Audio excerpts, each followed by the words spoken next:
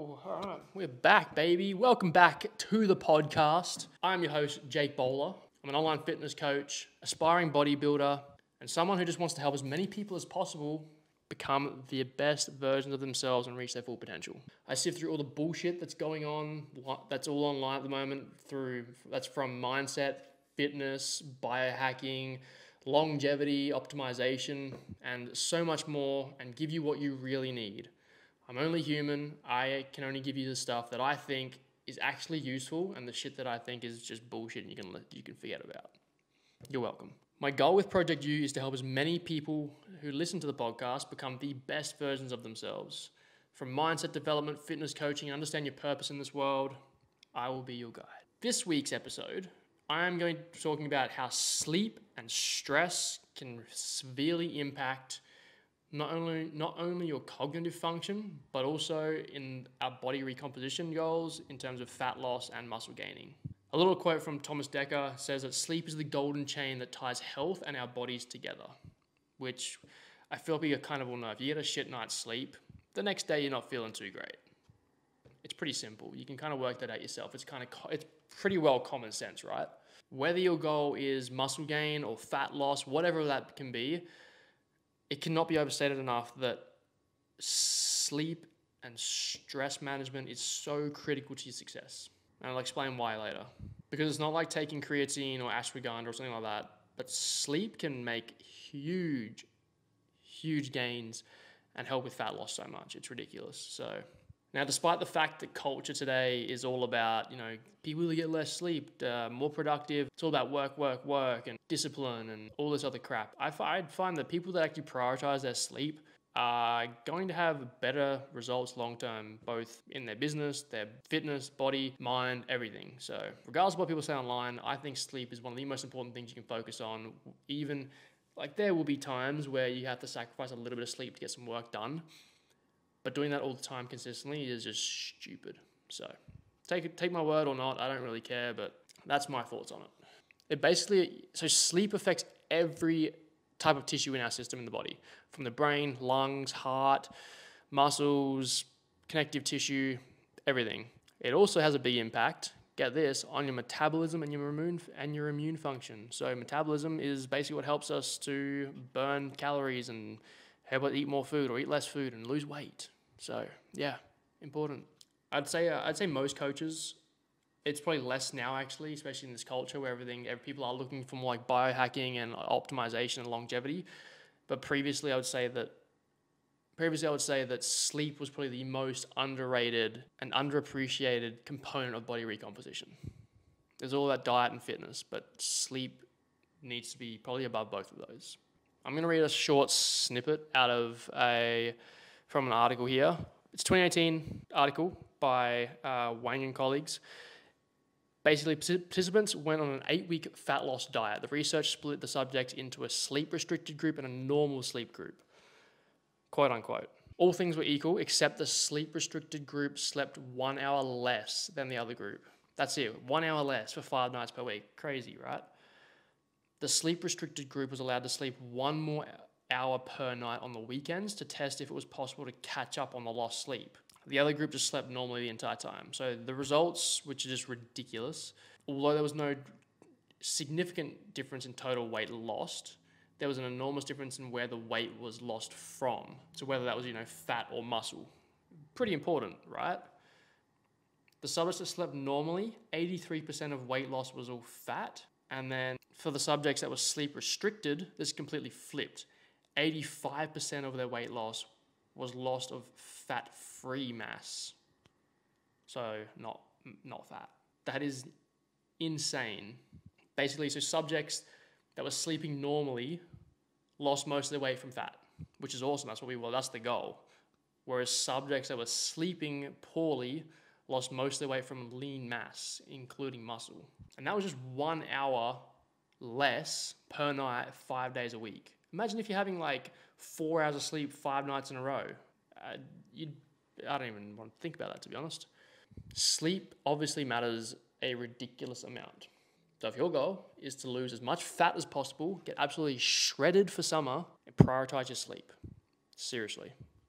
Because another thing as well, as you get leaner, if you get to the point where it's like crazy lean, your sleep does get impacted. So getting as much sleep as possible is going to be super important.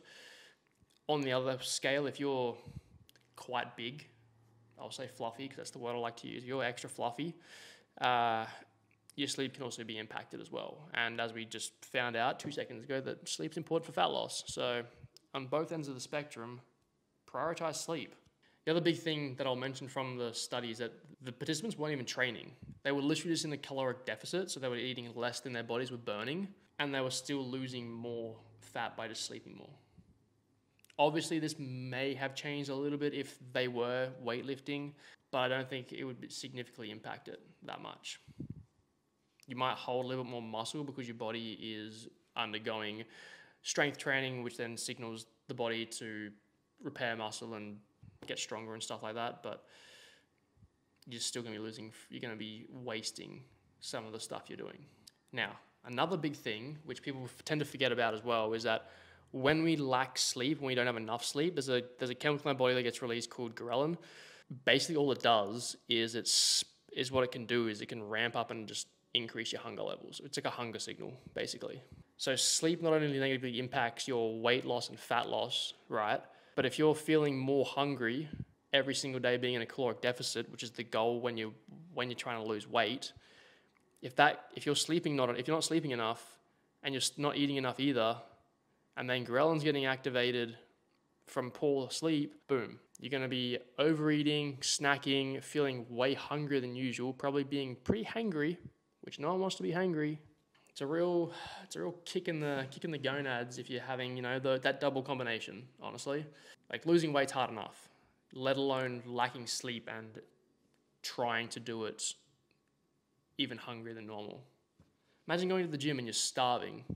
Now, why do we think that, or why do we know, I'm just asking you guys, why do you think, but why is there an anti-recomposition effect happening when we have less sleep? Basically, if we have less sleep, for one, our cortisol level is going to be way higher. Cortisol is just like your stress hormone. Like I said, sleep and stress are very coupled together. We want to keep our stress hormone lower, so have better sleep. But when we have less sleep or poor sleep, we have high cortisol, lower myostatin, and lower testosterone, which we all know more test equals more gains. Never forget that. More test is that's all we want. If we have all this combines with higher cortisol, then lower myostatin and lower testosterone, and also lower IGF-1, I forgot. It's basically like a little cocktail that is going to reduce muscle protein synthesis, or just reduce how much bigger our muscles get from training. And if we had just one of these things, you'd probably be fine. But if we have all four of these things happening at once, not ideal, right?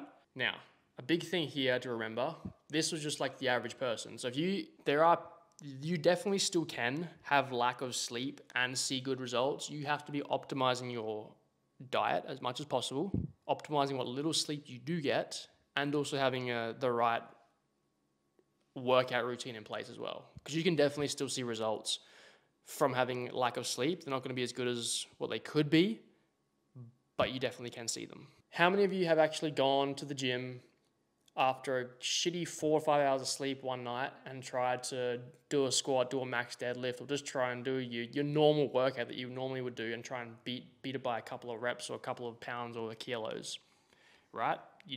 You've done it, but you haven't actually had a good workout, probably, unless you've just smashed down 400 milligrams of caffeine and 350 milligrams of beta-alanine and you're itching out of your eyeballs. I can guarantee if you have better sleep and more sleep, you're going to lift better, recover better from those heavier workouts, which is, it's all just common sense, really, honestly. What the lack of sleep is also going to give you is a reduced perception of how hard you're actually working. Because you're so fatigued and feeling so crap, your regular RPE of 9 or 10 on a bicep curl, for example, on that particular day might feel less than what it normally would.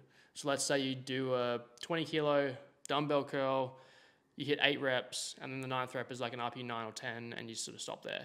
Then you try to do that another time, sleep deprived, feeling like crap, same weight, aiming for the same reps, and you get to like rep 6 or 7 maybe, and you're like, nah, I can't do this anymore, I'm done.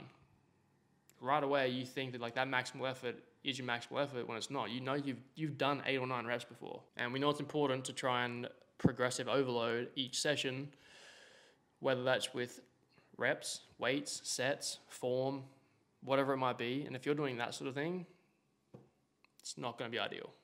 Now, after all this, and you still want to lack sleep, go on, do it, don't care. But how much sleep do we actually need? Everyone is probably sick of seeing this and hearing this, but it's between 7 to 9 hours. Some people actually do, is just how they're genetically wired, is to have less than that, like 6 hours, 7 hours. Some people actually need more, like 9 to 10 hours. But the recommended from the National Sleep Foundation is 7 to 9 hours. It's just going to improve our performance, improve our recovery, and also reduce our cortisol and stress hormone.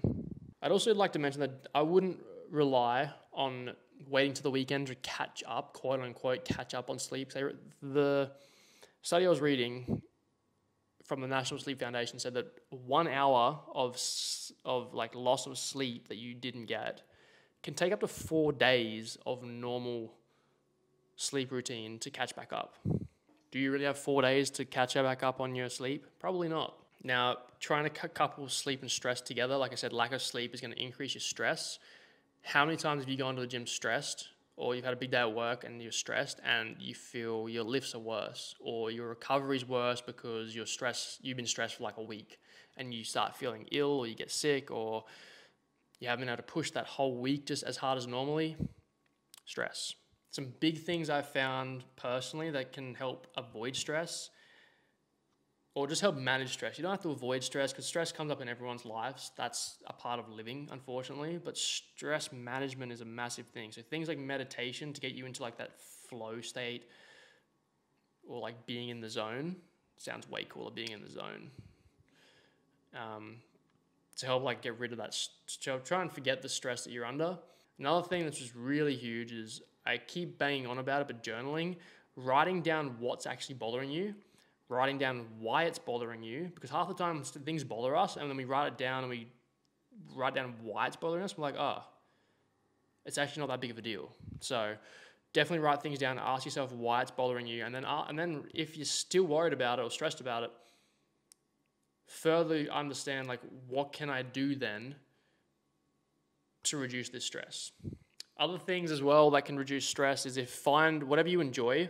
Like, you might enjoy lifting, but you might still sit there and think about things that stress you out. Like if you love shooting hoops and playing basketball, and that gets you into that like in the zone flow state, do that. That could be like a pre-workout, like that could be your pre-workout, quote unquote, meditation. Pretty sweet, honestly, if you ask me. Like different athletes, for example, will listen to music before games, or they'll sit down and meditate in a quiet room, or they will play video games. You know, everyone's very different. So I always find, prior to entering the gym door, I have a goal of 1, killing the workout, 2, not being distracted on my phone, because that'll just induce more stress, and then 3, giving myself like 2 seconds to go, all right, here we go, 3, 2, 1, we're in the zone, and we're in that flow state, and then off you go. You can concentrate on what you're going to do. Here, so to round this all off, I'm going to give you like a few other tips or even supplements that can actually help with stress. Not all of them are super effective, but some of them have been shown to help. So things like ashwagandha is a good supplement you can definitely take. It's not harmful. Still recommend not taking my word for it. I'm not a doctor. Physical activity is always a good idea. It's been shown in the literature for many, many years now that doing a physical activity is going to reduce your stress.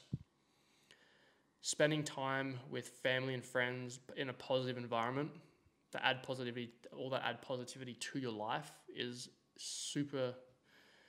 great for reducing stress. Make sure your self-talk isn't negatively affecting your mind and how you think about yourself. That's huge. Again, journaling, start a daily gratitude list. I keep banging on about this, but do it. Celebrate your wins often. Again, it's part of just like understanding that you've had a shit day, but then what things actually went well. Celebrate the small wins. Doesn't matter how often they are, but just celebrate small victories. Avoid unhealthy choices. it's huge, but things like smoking, overeating, gambling, drinking, all that sort of stuff, that sort of crap skyrockets your cortisol levels. If stress is like a huge thing in your life, you can obviously go and speak to someone professionally about it. Last few things, which I think everyone should just be doing, it's just like setting a schedule, whether it's like going to bed and waking up at the exact same times every night. For me, it's like I'm in bed by 9 and then I'm hopefully asleep by 9:30-ish, and then I'm up like between 5 and 5:30. Try not to exercise, vigorous exercise a few hours before bed, because doing exercise, cortisol is actually a good thing, okay? So when you wake up, in those first couple of hours of waking up, your cortisol levels start to spike.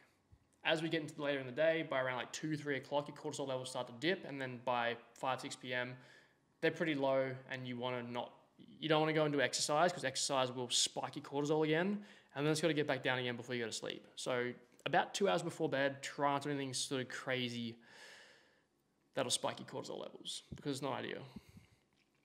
Caffeine, I try not to have caffeine after like 1 p.m. So everyone's different. Some people have a better metabolism for caffeine. Some people have a worse metabolism for caffeine. Find out what that is for you. Don't have that like any later than 3. Some people say 5, but caffeine, most people on average, has an 8-hour half-life. So if you have 300 milligrams at 5 p.m., by 10 p.m., you've still got 150 milligrams of caffeine in your system. You're not going to have a great sleep. You might sleep. Like people say, I have coffee before bed and then I go to sleep. Shut up. Because you might sleep, but you're going to have higher cortisol levels, you're going to have a shit sleep, wake up and feel like crap. Try to relax before bed, read, red light glasses, have a bath, take a warm shower, all that good stuff.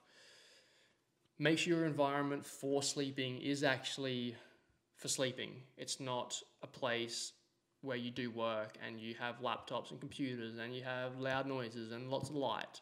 Sleep is like a cold room. It's dark. It's as dark as you can get it to be. Avoid TVs in the bedroom. Avoid having your phone with you when you're lying in bed. Some pretty simple stuff there. It's not hard.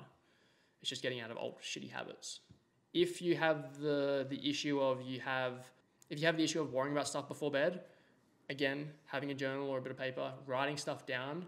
That way you're not going to forget it, because that's the big thing. You think of something, you're like, shit, what if I forget about it in the morning? Write it down on a bit of paper. You won't forget it because it's going to be right there.